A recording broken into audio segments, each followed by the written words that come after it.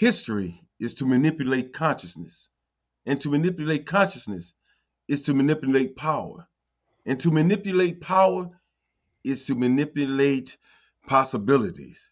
Welcome, welcome to the show. Welcome. We got a great show for you today. It's a little dreary outside, just a little overcast.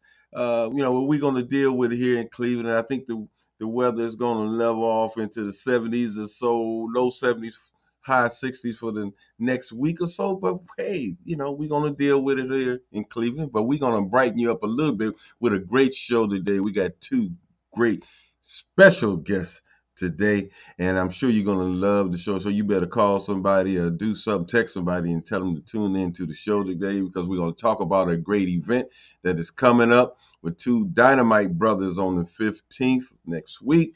And hey, this is the place to be this morning. In the remote studio, we got my main man, Brother Vince. What's going on? Greetings and salutations, everyone, and welcome to another 360 Info Network. And as Antonio just told you, we have two very dynamic brothers on with us right now. And this is a lead in to an event that's going to take place at Wings Academy. That's 2450 Prospect Avenue. It's a brand new location for this glorious institution that we have, and it is a center of African-centered education. So today, we're going to introduce to you Anthony T. Browder. He is a cultural historian. He's an author. He is many things, as is David Whitaker, Dr. David Whitaker, also known as Nana Kra Kwamina II. Again, an educator, a psychologist, a lawyer. He wears so many hats, and we're so happy and honored that he is with us today. And Brother Browder is with us today, too. So we're going to get an update on some of the things that Brother Browder is doing. But most importantly, we're going to talk about African-centered education. So with that, I'll turn it back over to you, Brother Antonio.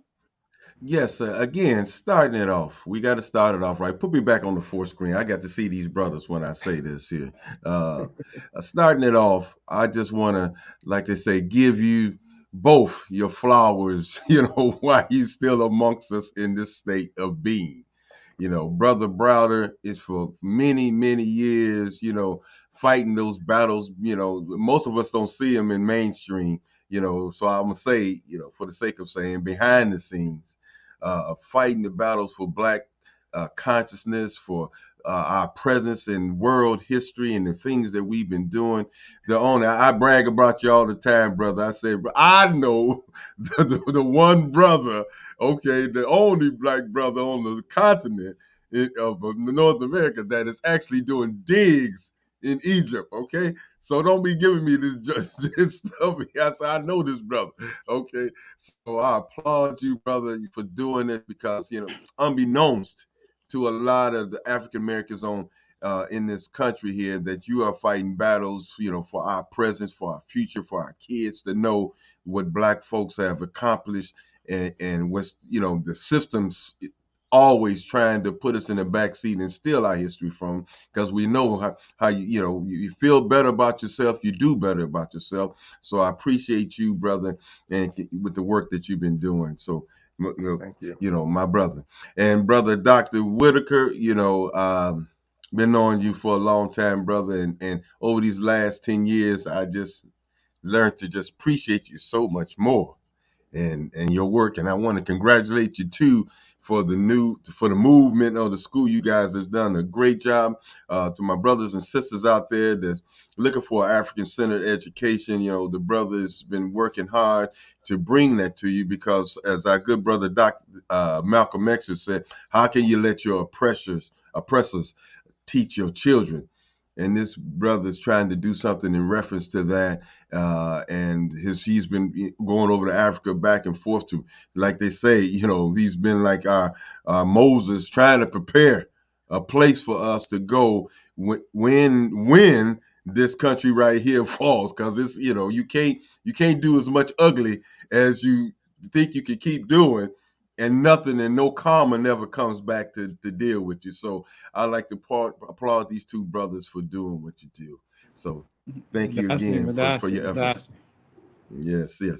So, Brother Browder, It's been a little while since we talked, and of course, maybe we can get it out the way now and giving us some updates on that Asa Restoration project that you've been, working on for how many years now? Um, this the 21st of September will mark the 15th birthday of Mm, the Asa Restoration Project. So mm, this is something that fell into my hands, fell into my lap. Something that initially in 2008 I thought that I may be involved in for 5 years. 15 years later, we're still doing it. We have found some incredible discoveries over the course of these past 15 years. We started off in 2008 with 3 tombs. As of last month, we now have 37 tombs, and there's wow. probably at least a couple of dozen more waiting to be unearthed. So this has been an incredible ride, and we have hopes of being able to open this facility to the public in 2 years. 2025, we plan for the 3 major tombs in South Ossipsaw to be open to the public, and people can view the work that we have committed ourselves to restoring and making available to the general public. Mm. What should have been maybe my first question, because I know this has been an interesting year for you, Doc, with some personal reuniting, as far as your family is concerned. Could you just Hmm. touch on that a little bit? I guess Yeah, yeah, it's yeah. safe to say, because you kind of put it out there a little bit, so I Oh, don't have no sure. reservation for saying it. Sure. Not a problem. And Uh-huh. what I want to do is to put everything in context. Hmm. Uh, 41 years ago, oh, no. 42 weeks ago tomorrow, 42 weeks ago tomorrow, my daughter Atlantis took me to the emergency room, and the doctor said I was having a heart attack. And I was hospitalized for about a week. They ran a bunch of tests. I was diagnosed with congestive heart failure, had been treated with the best medications for congestive heart failure for 3 weeks. I mean, excuse me, 3 months. And the doctor said after 3 months, Mr. Browder, we have not noticed a quantifiable improvement in your condition. Your heart health has not improved on the best medications and with the best therapy we have to treat you. So we want you to consider some other options. You have, in addition to congestive heart failure, I was told that I had AFib, and they wanted me to get a defibrillator implant to serve as an extra insurance policy for my heart. They also said that I should consider, and this was March the 2nd of this year. My cardiologist said that I should consider getting a heart transplant.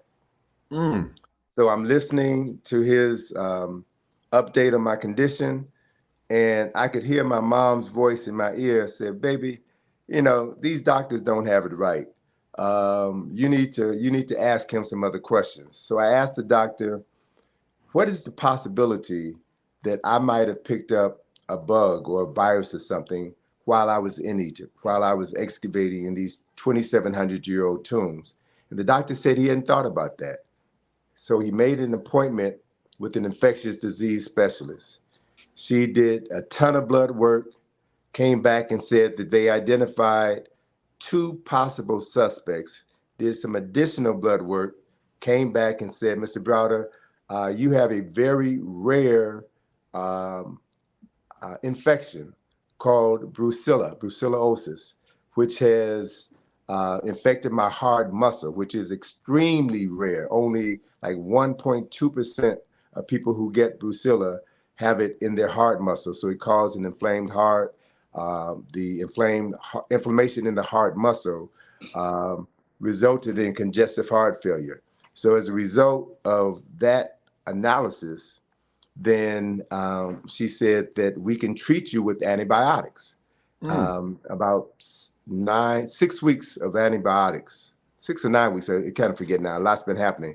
So I in the process of meeting my doctor and them trying to get a handle on my health and why I wasn't responding, The other issue that came up was I throughout my entire life, I've only been able to give my doctors 50% of my medical history.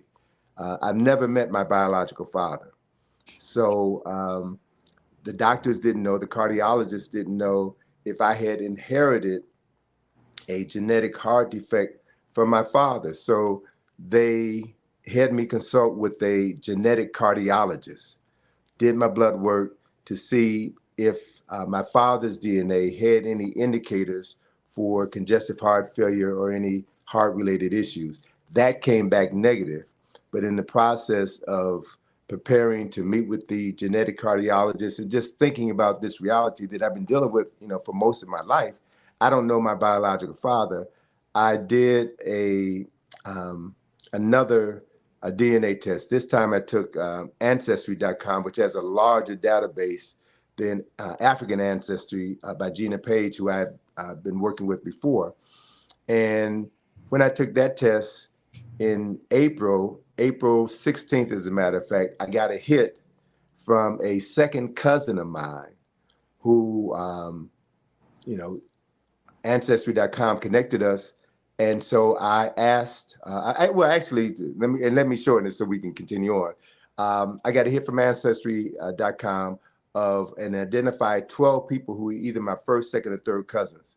And so I wrote a brief note. My name is Tony Browder. I was born in Chicago. I'm looking for a man who's my biological father who I never met. His name is Willie Dixon.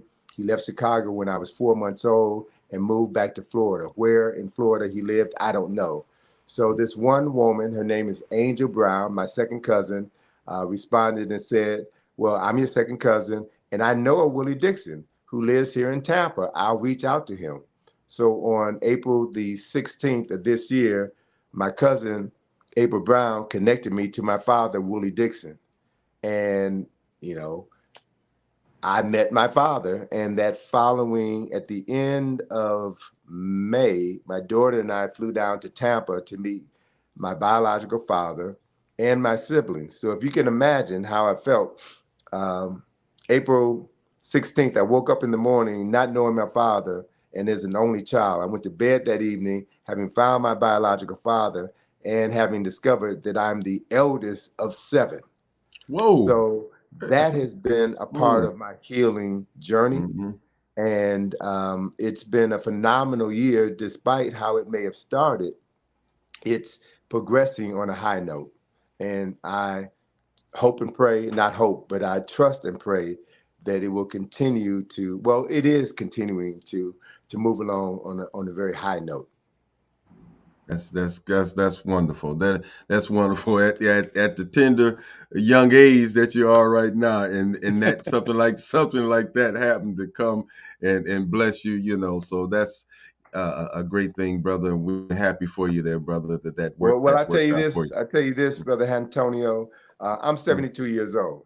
So Mm. for a 72-year-old man to meet his father Mm, mm, and mm. to find out that his father is 91, he'll be 92 in November, Wow. Wow. and he's still alive. He has his mental faculties. He still drives. He's in good health. And then to discover how parallel our lives are. He's an author. I'm an author. He has a nonprofit that helps people in his community. I do Wow. the same thing. So even though I've never met him, he has lived inside of me all of my life. And when we Hey. finally meet, we find out that we're two sides of the same coin. So DNA Wow. is real, brother. Yeah. Ancestry is real. That's what Brother Small say all the time. He said, when you have a kid, all you're doing is producing yourself. That's all you're Exactly. doing is producing yourself. Wow. And that's a testament of that right there. Brother Nana, how you doing there, sir? And again, my brother, all praises and blessings to you for good health. Some of the teachings of our Bible, because they stole that. We can. That's another conversation within itself.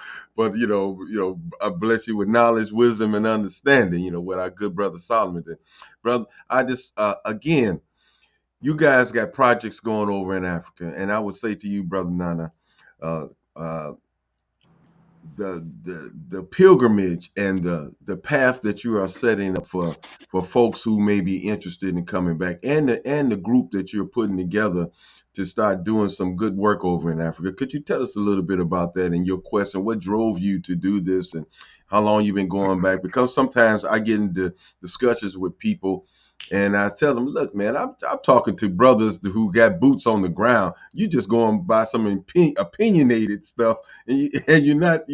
It's not based on anything. It's just something that you feel and heard, or maybe heard from a European perspective. So, brother with boots on the ground, this is something I talk about because I think, in the words of using salvation, I think Africa is our salvation. For us, putting the two together, the African and African Americans, that this whole concept of doing that. Brother, can you elaborate on the projects that you're working on right now? Well, there's so many things that are happening all the time. My first trip to Ghana was 1995, and when I was in Ghana, I said to myself, "I'm going to do everything that I want to do in Ghana right now because I'm never coming back here again." So that was 1995. So this is 2023, almost 2024. So you can see how wrong my conclusion was. And like Tony and you and Vince and anyone else that's conscious, you're on a mission to do something to make your contribution to the world. And connecting with your ancestors or going back in time allows you to make some forward steps. Tony just gave us an overview of the real life Sankofa move. You go 22,400 BCE to go back in time, which gives you the circumstance or triggers the information or the dynamics so that you can go forward in the present moment. So without having a connection to the past and understanding as much as you can about your history, you have no idea of how you got to be where you are or what you need to do or where you're going. So most of our people are living out the proverb that says, if you don't know where you're going, any road will take you there. So we're just Hmm. doing a small part of what we understand that's committed to trying to help our people find their way, hopefully by the path that we might uh, create or follow. Or they pick up little pieces of information. So we're just trying to do everything that our scholar warriors have always done and always said needs to be done. And if it was a relay race, the reality is that most all the people we mention when we pour libation are gone. We are running our leg of this race now, and we are coming to the point. Tony's 72, I'm 79. So we're thinking mostly about what is the legacy? How is this going to be, whatever value we might be adding to anything, how is it going to be continued? You came by the school. I started the school in 2003 with the application that was approved. It took another school year before it was actually allowed to open, 2004. And I am so proud of my daughter and my other daughter and the young people that have continued this. This is much bigger and better and more brilliant than I Hmm. ever imagined. And so it's a testament to what happens if you lay a good foundation and people understand what you're attempting to do. And when your days are numbered and your time is over and you've run your leg of the race, Asa Hilliard can feel confident that there's a Tony Browder, and someone else can feel confident that there's a Atlantis Browder, and then 50 years later, someone's confident. It's just keeping the flame going and Yes. improving on it with every generation, every day. So Yes. we're just doing whatever we can do as long as we're healthy, as long as we can get up. The Creator has given us another day. We got to make the best out of that day. And so that's all we're doing. It's no big deal. It looks big only because the people looking at it are doing very little. So it People makes say that. anything look huge if you're doing nothing at all. But everybody has something to do that's important. And Mhm, if everybody were to get on it, it would make mhm. the path and the road a lot easier for everyone. So Yes. we're just trying to put together as many conscious people on the continent. I'm in Ghana, but people are in other places. So we have to think in a Pan-African way and think of all of us are in this. Like Tony said, we're all in this together. So if I can do something, I will help anybody do something as long as they demonstrate they have good character. If they don't have good character, I'll drop them like a hot potato and keep moving. Right. Yes. Right, right. Back to you, Tony. I know a lot of people that maybe have their finger on the pulse of what's going on in Egypt, and our brother was it Wahas. He's been he's been around touring and in the Americas, spewing out whatever it is he wanted to talk about, and for some people who may not know, here's some of his philosophy about who were the ancient Egyptians. It could be challenged by a lot of our scholars, but then you had the Kevin Hart piece, and then you had the Taki Grant piece, where having some facing some opposition and some problems in Egypt. With our awakening. So that's what's going on around the planet, is basically our awakening, and identifying that Black folks has been everywhere. Training and talking to people and giving people civilization all over the planet. What interference, if any, that you could talk about or speak about that has taken place since you're digging there? Because I'm sure a lot of it's coming up Black, so some people might have some issues with that. All right. Well, brother, I appreciate the question. And as you know, by asking the question, I can't say everything. Right. Okay. But I want to give you some context. The issues that I have encountered in Egypt, I've been traveling to Egypt for 43 years. The Wow. issues that I have encountered in Egypt are no different than the issues I have encountered in Mm. America for the last 72 years. Wow. Wow. Um, this anti-African sentiment is worldwide.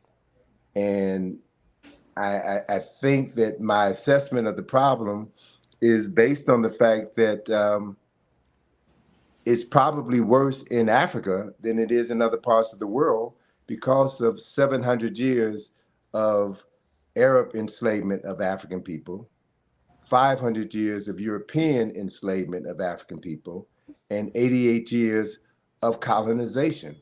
So the continent of Africa has been under attack for over 1,400 years. Families have been destroyed, entire nations have been destroyed. The contents of their libraries, the records of their accomplishments have been erased, are in museums, are in private collections. And what Nana and I are privileged to be a part of is this restoration effort to restore that which has been lost, that which has been stolen, that which has been hidden.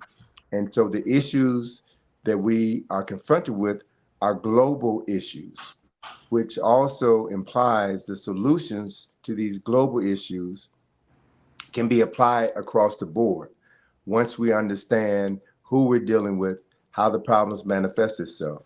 So the issues that we see in Egypt, you mentioned the canceling of Kevin Hart, the Cleopatra issue, the canceling of Travis Scott, and the growing anti-Afrocentric movement in Egypt is being stimulated by the growing anti-Afrocentric movement that has been going on here in the United States for the last 30, 40 years, or since Afrocentricity was renamed and used as a vessel to reignite our consciousness.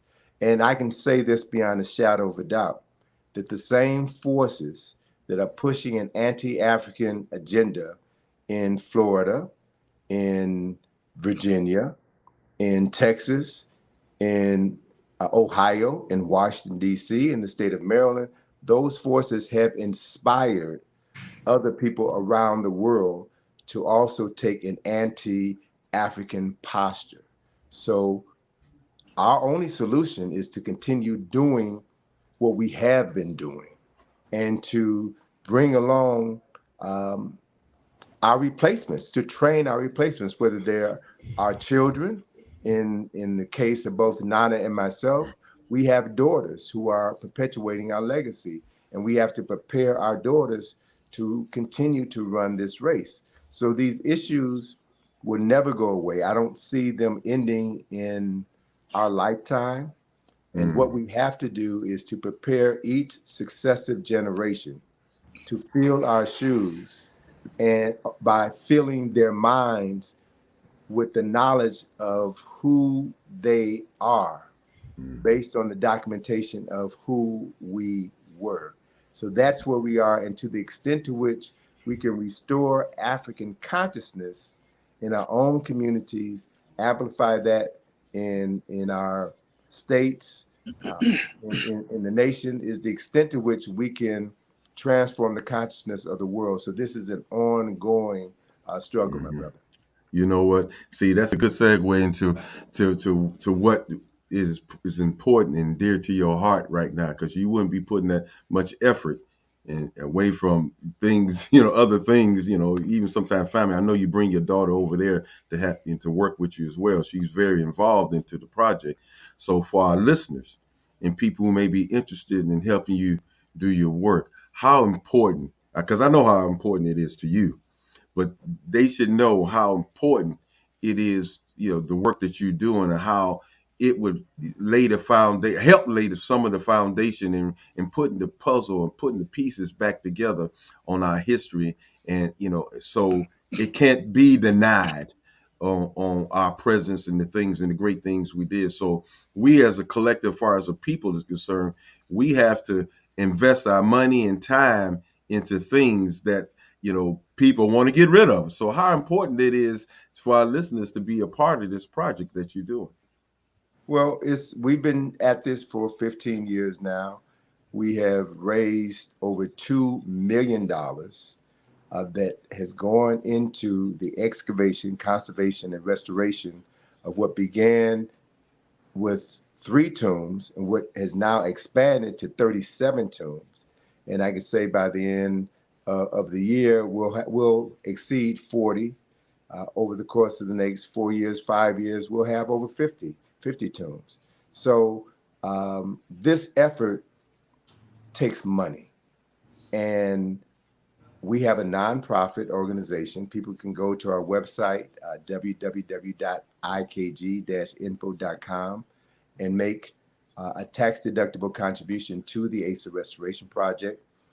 I'm going to be in Cleveland next Friday on the 15th, coming to Wings Academy to participate in a forum being sponsored by Nana, along with my brother Chike Akua.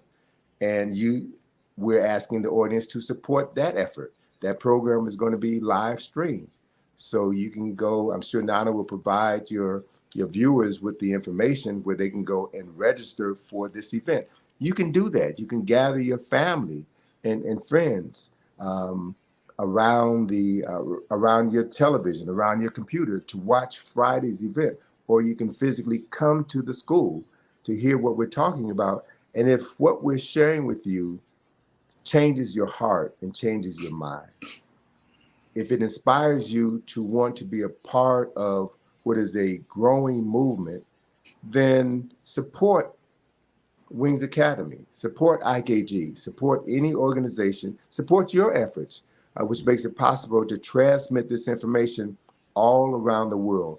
Look for people who are doing the work and support those people so that we can do the work better. It's as simple as that. Mm-hmm. Yeah, that's very important. Yeah. Well, we're gonna bring into the discussion our good brother Vince Robinson. I know he wants to jump in and have a few things to say and talk to you guys about. Brother Vince, what's going on? Well, no, I'm just pleased to be a part of the conversation and listening intently to these great brothers that are sitting before us. I want to shine a spotlight on Nana and the great work that he's doing here in Cleveland with Wings Academy, because I think people need to know that we have African-centered education in full effect here in Cleveland. So, Nana, could you tell our listeners and our viewers more about Wings Academy, and we'll talk again about how they can take advantage of the event that's taking place this coming Friday? Well, I don't know how many people know my background at this point, but I was involved with the Cleveland and other desegregation cases. Attorney James Hardiman was the lead counsel for the NAACP at the time, and he filed the original case involving the Cleveland Municipal School District and the State of Ohio Board of Education, and alleged that there were 14th Amendment violations that affected Black students and their families. Fast forward, out of this eventually came a desegregation, a finding of liability against the state and the city school district, and ultimately a desegregation order that Judge Frank Battisti approved that would theoretically result in a more open environment that would foster the development of urban children consistent with the rest of the community. Alongside of that, there was a movement that was triggered in part by the Marcus Garvey School that was visited by some politicians, and that was part of the impetus to create opportunities for community members to start schools. After the desegregation order and years of implementation of the remedial order, it became clear to me that in so many ways it was business as usual, despite all of this effort, all of this time, all of this money. So I decided in 2003, the community schools were an option at that time. So in 2003, I wrote an application to start a school that was based upon what we knew and what we had learned about the importance of culture and identity for urban students, how it might motivate them. There were research studies done, there were different initiatives done throughout the country. In Philadelphia with Ed Robinson and his group, in California with Wade Nobles and others. And so we were studying these things and realized that we had the opportunity to at least field test whether or not African identity and awareness of self would provide a kind of environment that would stimulate learning, stimulate self-esteem, and ultimately improve student performance. And so that's what was done in 2004. We had a lot of pushback against one word in the application for the school, and that word was African centered. Mm. That one word created more consternation on the part of the approval process than anything. And that same one word seemed to rear its head in different ways over the past 17 years now, with at times vehement pushback, other times light pushback, but nevertheless, it's always been a part of the thorn in somebody's side that you just say these things. So we have done our best under difficult circumstances at times, litigation at times, to maintain the course, be true to what we said, try to do what we believe will be beneficial to students. And so over this time, it has persevered. And the school is still improving. And anyone that comes to the program will see the most fabulous school that they have ever witnessed. I'm going to go out on a limb and say that again. They will see the most fabulous school that they have ever witnessed that is promoting what Malcolm said: of all our studies, history is best qualified to reward our research. So you will see a school that is promoting the African connection, identity, history, and importance of positioning our young people in an environment that is healthy for them. It's reminding them of how great they are. And as Tony mentioned, DNA, we know that DNA is only passed on, it does not disappear. So, whatever historically has been done, the ingredients for those achievements now rest in us on this call. The young people that are coming to a school, any school, are carrying within them the DNA that would allow them to replicate, advance, promote Mm. anything that has been done previously, Wow. because the ingredients for that now lies within them. The other thing I would like to mention that should help us with our consciousness, but sometimes we're distracted by things so much that we fail to read the tea leaves that are right in front of us that we're stepping on every day. If we just think of, let's say we don't understand history at all, and maybe we don't even care, but if we just step back for a moment and objectively think about all of the money and the energy and the structure and the manipulation that's being used every day for hundreds of years to prevent us from knowing this, Yes. someone must believe it is very, very, very important. So all we're doing is trying to recognize that there's something that is very important to us. And John Henry Clark said so many things, but one of the things he said, if African people were naturally inferior, it wouldn't be necessary for the whole world to keep their foot on your throat. If Yes. you are naturally inferior, nobody has to keep you down. You're going to be at the lowest level no matter what, because you are naturally inferior. So the fact that all of this energy goes towards keeping us down should tell us that there's something about us that we don't know, that other people seem to know, and they are very invested in preventing us from knowing it. Right on, Doc. Right on. Oh, you're on mute. Mhm. Mhm. I've often thought that the greatest threat to a system of pseudo white supremacy and racism is Black intellectualism. And I think what you just shared with us clearly demonstrates that. Well, one of our frustrations is getting Black people in America, Africans who are descended from Africans in Africa, to understand that they are African. When we look at the work that you are doing and the work that Tony is doing, it's really all about creating that synergy between Africans on the continent and Africans in the diaspora. Can you talk a little bit, and Tony, you can chime in on this as well. Can you talk about the increasing momentum that we're seeing in the collaboration between those of us who are in the diaspora and those of us who are on the continent? Well, what I can say very quickly and short, uh, the best example of what we, because it's all psychology. Our problems are all psychology. There's elements of the problems that just manifest in ways, but it's all psychology.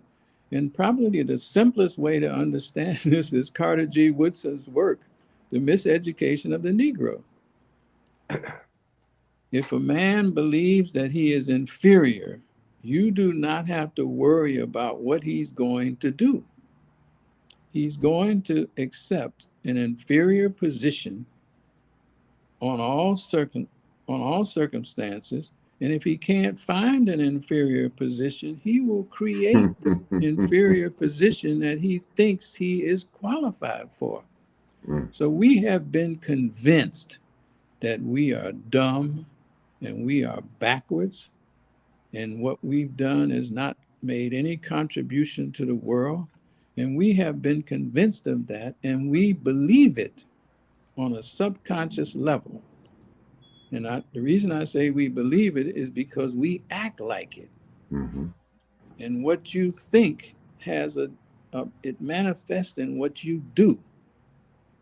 So if you act like a fool, you obviously on some level believe yourself to be a fool. Otherwise, you wouldn't act like that. So you can say, well, I've been hypnotized. Well, if you've been hypnotized, then you have to try to snap out of it. But there's been formal programs structured that we call education that have been structured to configure our mind with information that supports a certain consciousness that we have adopted, we have internalized. And then the worst thing in the world happens is we have misdirected people will defend the information that they have to their death. In the face of wisdom, they will argue the legitimacy of their ignorance. Wow. To the end. They have no idea what they're talking about. They haven't been any place. They haven't studied anything. They haven't attempted to strike out and do anything different. But they are the most ardent protectors of what they know, or what they think they know. So they will argue with you because they have an opinion about something that they only got from something that somebody told them, a sound bite that they heard on social media, and they want to spend time arguing with you. And we don't have enough sense at times not to argue with these people. We're just wasting our energy and breath.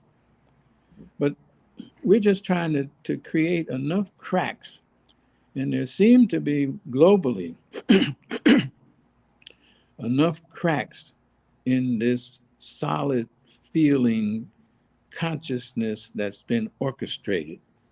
We've got 5 African nations right now that have successfully created coups that are all directed against the control by European forces. Now, maybe that will be successful and maybe it won't. But it does say to us that there are people that are beginning to feel that something is up. Something is not right, and something needs to be done about it. So Tony and I are just trying to, and you're doing the same thing. So it's not just Tony and I. We just happen to be the subjects on this the show today. But there's lots of people doing this, saying something is wrong. Something is wrong, and information is what we need to challenge the information that has had a free pass. It's had a free pass and it's been allowed to ferment and become concretized in our minds. No different than I remember the day that I woke up and realized that there really was no Santa Claus. So I could stop staying up on December 24th, trying to be awake to see the reindeer and all of that. This dawned on me that this is not real. And so I have to stop believing this and have to chart out a life based on something else. So we're in the same situation, but there are a lot of people waking up. There are a lot of people waking up, and we'll see if we can just be thoughtful and not reactionary. We have to plan. We can't just get one little piece of information and all of a sudden we feel liberated and we can do all these things. Now we need planning. There's a machinery that's maintained and reinforce this information that's available. So we have to approach these things with intelligence, with consistency, with discipline, and an ongoing ability and willingness to keep doing the same thing, moving the ball a little bit further every day. And so that's all we're trying to do. Yeah. Brother. Brother Tony, if you would like to Mhm. contribute to the idea of this growing synergy between Africans and Africans in the diaspora. Sure. Well, one of the lessons that I've learned from 45 plus years of engagement in this work is to never argue with someone that Harriet Tubman would have left behind. Ooh. She was very clear during a time of enslavement that not all Africans wanted to be free. The problem has been exacerbated now with the advent of social media, which has poisoned the minds of more African people than at any point in time in history. So there are more useless people now because their minds have been poisoned, because they have bought into the miseducation. At this point in my life, at this point in my career, I'm interested in working with sisters and brothers who know that we are mentally enslaved, culturally enslaved, spiritually enslaved, and are willing to follow specific instructions to liberate themselves, their family, and their community. I know that not everybody is capable of doing this. Not everyone has the bandwidth to do this. So we work with those that we can work with, and we move forward. As we move forward, we create a future that our children's children's children are going to inherit and expand upon. That's the process. The baton was passed to me by John Henry Clark, by Asa Hilliard, and other scholars that I work with very closely. It's my responsibility to run this leg of the race as fast as I can and as best that I can, and then pass the baton to my sister, to my daughter, to other people that have demonstrated an understanding of the significance of this war against the consciousness of African people, and who are clear of what they need to do in order to continue running this relay race, and they will ultimately pass baton to someone else.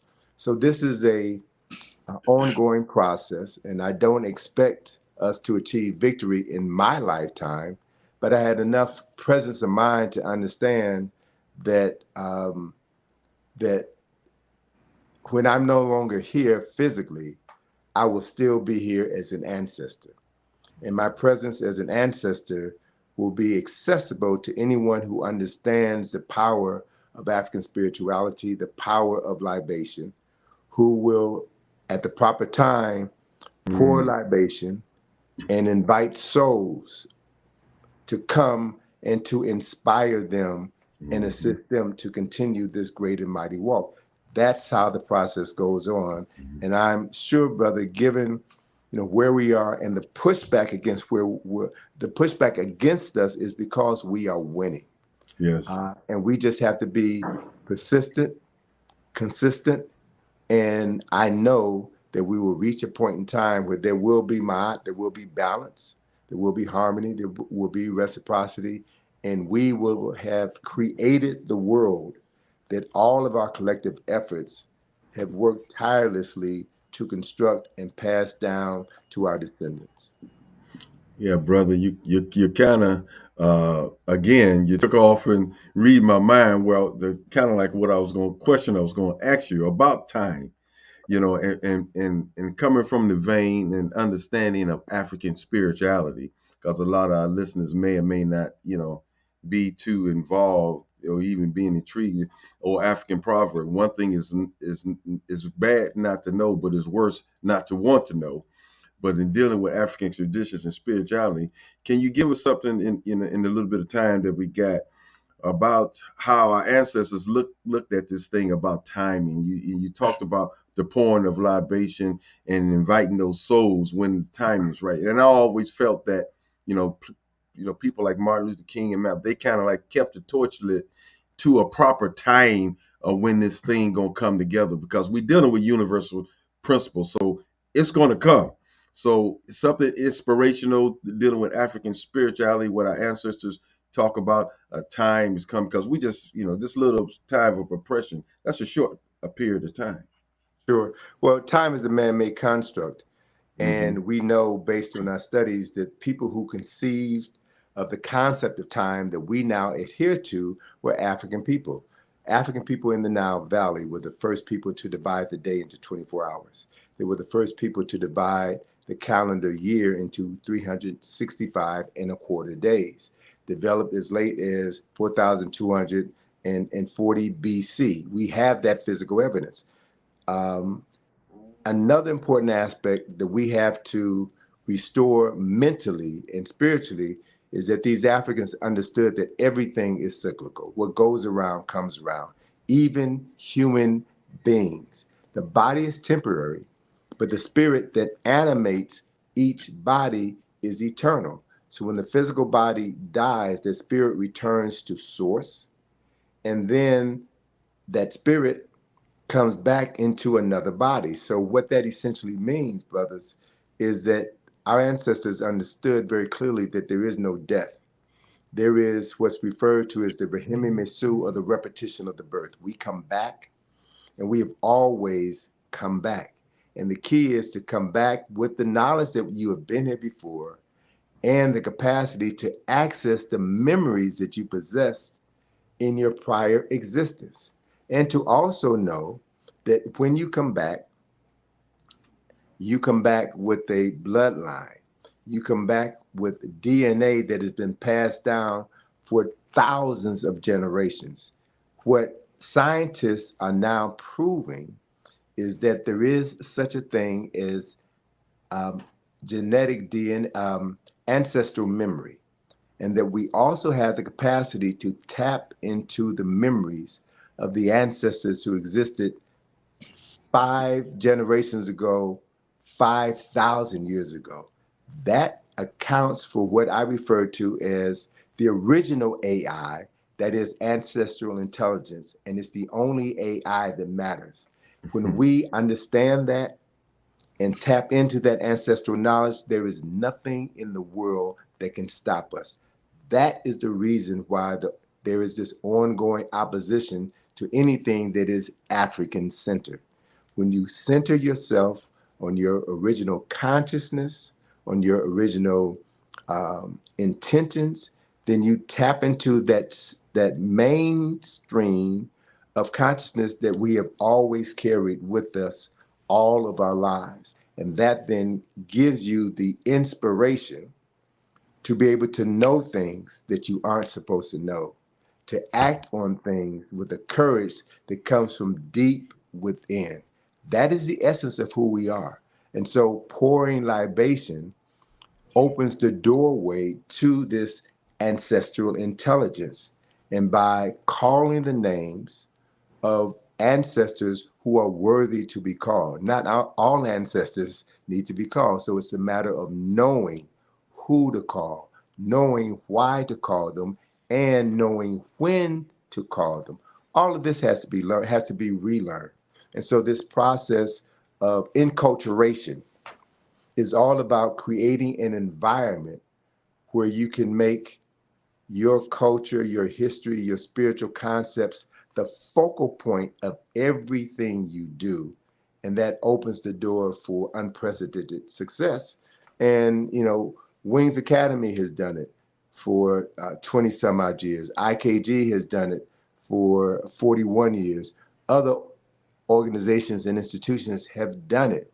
So it's critically important for those people who are looking to free their minds to look at who has done it and who has done it well, to join those people, to bring something with you when you join them, because you're no good to us coming with no capacity for learning. So you have to bring something to get something, and everyone has something to bring. Everyone has something to get. It's simply a matter of cultivating it and then amplifying that so that we can come together as a people and be a part of continuing the efforts of our ancestors to restore humanity and to create a world that our descendants will continue to inherit. So this coming Friday, the Wings Academy, you are invited to join Tony Browder and Dr. Chike Akua, is a professor at Clark Atlanta University, at Wings Academy. You have the information on the screen there. You can send your donation to hashtag Nana Kra at Cash App. You can also go to David Whitaker. What's that? 693 at PayPal. Nana, you want to give us the details on what they can do to join us in this event? We'll have to, maybe you can post following this. We've also established thanks to Atlantis Browder, the event Bright registration process that includes virtual link as well. So I apologize for not getting that link to you so that it could have been scrolling as well. But since I'll post it with you, and maybe you can follow up with a posting to the audience. And then Yes. we have a follow-up discussion on Monday, which I'm looking forward to with Tony and myself and Dr. Chike Akua, where we'll maybe talk a little bit more about the actual program on Friday, as opposed to letting out all the things that we might want to say today. Right. We're going to be very diligent about not revealing everything that the lectures will contain, but we'll continue to update folks on what is happening with IKG and Wings Academy, and we'll talk about some other topics of interest. So you'll be able to come to this Facebook channel. You'll be able to go to my YouTube channel and take part in the discussion that will involve these two brothers as well as Dr. Chike Akua. We're so glad that you were able to join us this morning, and we look forward to seeing you online Friday. And we look forward to those of you who are watching right now to be at Wings Academy at 6:30 on Friday, September 15th. As always, we like to thank everybody for joining us. Big ups to our host. Big ups to Tone Harley, who brought all of this together for us today. As always, know yourself, love yourself, be yourself. Do everything that you can to make this your very best day. Peace and prosperity to you all. Peace. I say, talk to you soon. See you Friday. Yeah. All right now. All right, brother. See you Monday. Yes. Peace. Peace.